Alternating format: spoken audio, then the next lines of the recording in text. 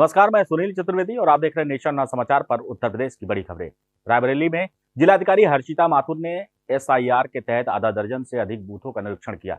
इस दौरान 6 जनवरी को जारी मतदाता सूची को बूथ लेवल अधिकारियों द्वारा पढ़कर सुनाया गया। डीएम ने कहा कि अगर किसी मतदाता के नाम या पते में त्रुटि है तो बूथ पर पहुंचकर संशोधन कराया जा सकता है। 18 वर्ष से ऊपर के नए मतदाता फॉर्म 6 के जरिए नाम जुड़वा सकते हैं। 6 जनवरी से 6 फरवरी तक 2451 बूथों पर कैंप लगाए गए हैं। हमीरपुर जिले के सुमेरपुर कस्बे में सामने आए लव जिहाद के मामले को लेकर बांदा में चल रही हनुमान कथा के दौरान धीरेन्द्र शास्त्री का बयान सामने आया है। उन्होंने कहा कि उल्टा चोर कोतवाल को डांट रहा है और बजरंग दल के कार्यकर्ताओं को ही थाने में डाल दिया गया। उनका ये बयान अब सोशल मीडिया पर वायरल हो रहा है, जिस पर चर्चा भी तेज हो गई है। महाराज जी, सुमेरपुर में हम एक माफिया से लड़ रहे हैं और बहुत बड़ा माफिया है, लव जिहाद का पूरा नेटवर्क चलाता है। उसके लिए आपका आशीर्वाद चाहिए। और परिवार कहाँ है? सुमेरपुर बगल में पड़ता है महाराज जी, यहाँ से 70 किलोमीटर है। जो अभी बताया वही है जी महाराज जी। हाँ, हमने सुना है आपके यहाँ के बजरंग दल के लोगों को ही थाने में डाल दिया था। जी महाराज जी, जी महाराज जी, वही है। जी महाराज जी। खैर, आजकल तो यही जमाना चल रहा है कि उल्टा चोर कोतवाल को डांटे। चलो, भगवान सद्बुद्धि दे, कभी हम वहाँ आएंगे। पर हमने सुना है सुमेरपुर में हिंदू जाग रहा है? बहुत अच्छा है।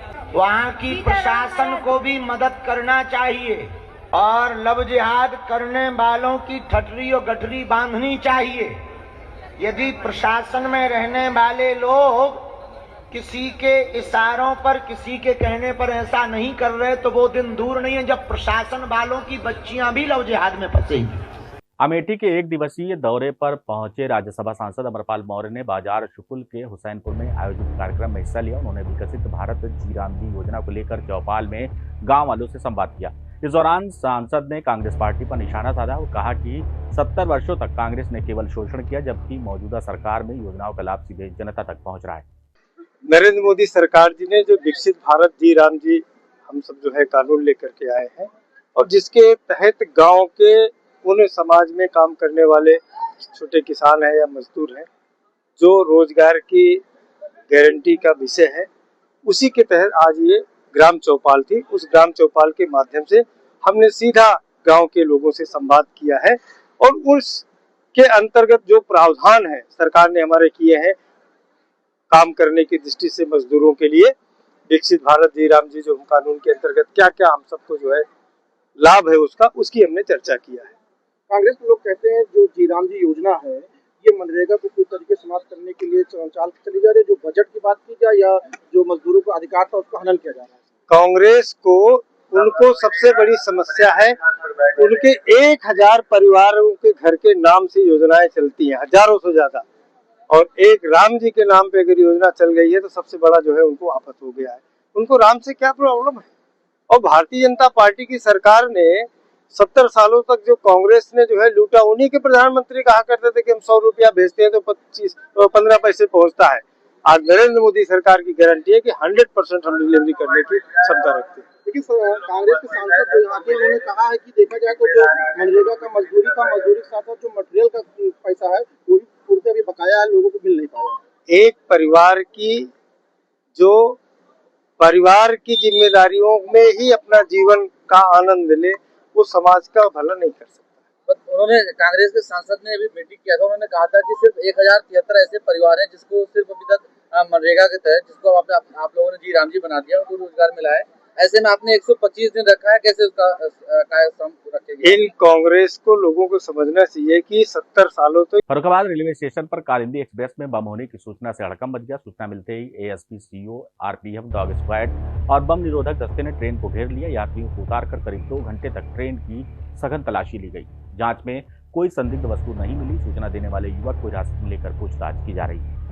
देखिए, आज दिनांक 18 जनवरी 2025 को लगभग 10:30 के अराउंड सूचना मिली पुलिस को कि कालिंदी एक्सप्रेस जो कि दिल्ली के लिए एक ट्रेन है, फर्रुखाबाद से निकलती है, इसमें बम की सूचना दी गई है। जिस व्यक्ति द्वारा इस बम की सूचना दी गई उसका ये कहना था कि उससे पहले कुछ आवाज़ आई पटाखों की और उसका ये भी कहना था कि आगे भी होगी ऐसी आवाज़। इसी सूचना पर मौके पर जीआरटी पुलिस तथा जनपदीय पुलिस पहुंची। साथ में यहाँ पे एएस चेक टीम भी पहुंची और बॉम्ब डिस्पोजल के अलावा डॉग स्क्वाड टीम पहुंची। सभी टीम्स ने यहाँ पे सारे ही कंपार्टमेंट्स में ट्रेन की चेकिंग की।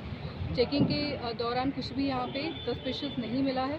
इस व्यक्ति से आगे की पूछताछ की जा रही है। व्यक्ति के परिवार वालों से जब बात की गई तो उन्होंने बताया कि इसका इलाज चल रहा है काफ़ी दिनों से और मानसिक संतुलन अभी ठीक नहीं है। अभी आगे की पूछताछ की जा रही है। मैम कितनी देर बाद ये यहाँ से ट्रेन को रवाना किया गया? लगभग ट्रेन यहाँ पे 2 घंटा खड़ी रही, डिलेड रही और जब तक पूरी चेकिंग नहीं होगी तब तक रवाना नहीं हुई ट्रेन। अब जब चेकिंग हो गई और कुछ भी सस्पिशियस नहीं मिला है तो ट्रेन अब रवाना हो रही है। हमीरपुर में समदृष्टि क्षमता विकास एवं अनुसंधान मंडल सक्षम के तत्वाधान में जिलाधिवेशन कार्यक्रम का आयोजन किया गया।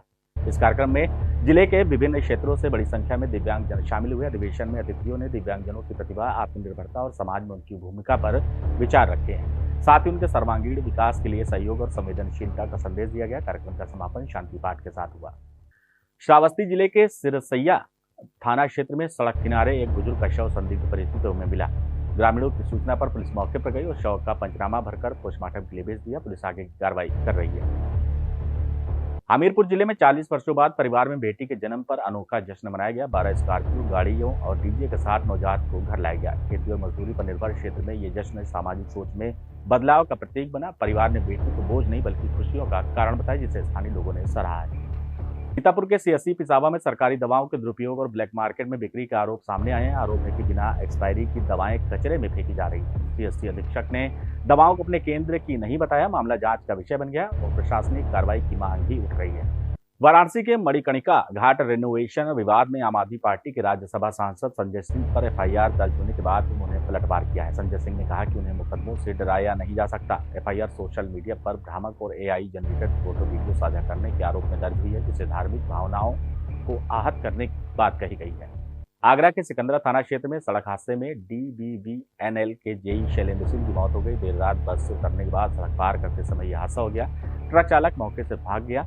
पुलिस ने शव पोस्टमार्टम के लिए भेज दिया। आरोपी चालक की तलाश जारी है। घटना से परिवार में शोक की लहर है। ये थी उत्तर प्रदेश की बड़ी खबरें। बने रहिए हमारे साथ, देखते रहिए नेशन नाउ समाचार।